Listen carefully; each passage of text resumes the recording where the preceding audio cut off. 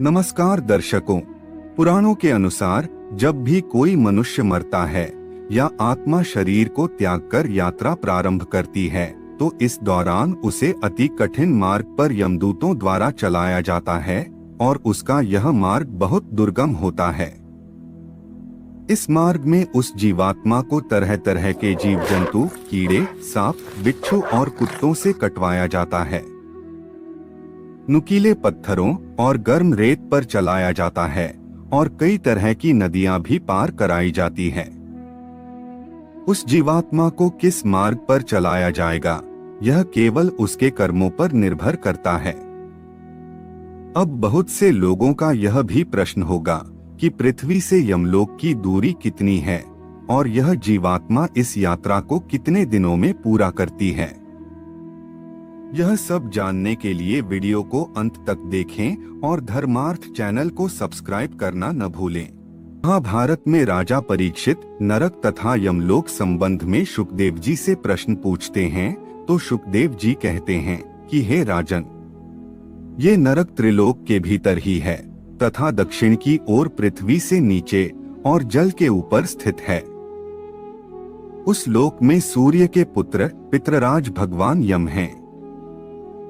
वे अपने सेवकों सहित वहां वास करते हैं तथा भगवान की आज्ञा का उल्लंघन न करते हुए अपने दूतों द्वारा वहां लाए हुए मृत प्राणियों को उनके दुष्कर्मों के अनुसार पाप का फल व दंड देते हैं। यमपुरी या यमलोक का उल्लेख गरुड़ पुराण और कठोपनिषद ग्रंथ में मिलता है।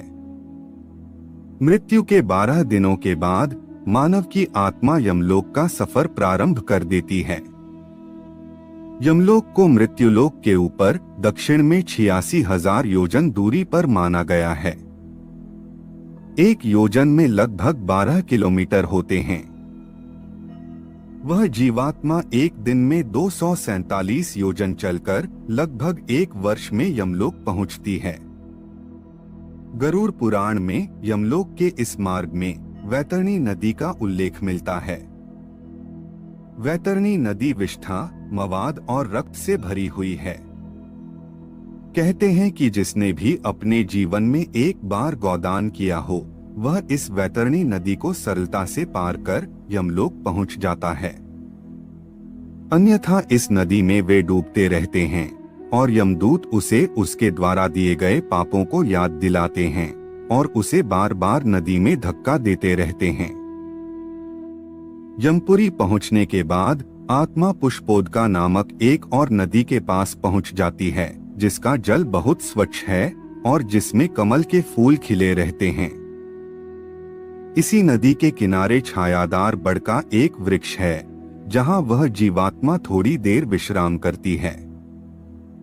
यहीं पर उसे उसके पुत्रों या परिजनों द्वारा किए गए पिंडदान और तर्पण द्वारा दिया गया भोजन मिलता है जिससे उसमें पुनः शक्ति का संचार हो जाता है।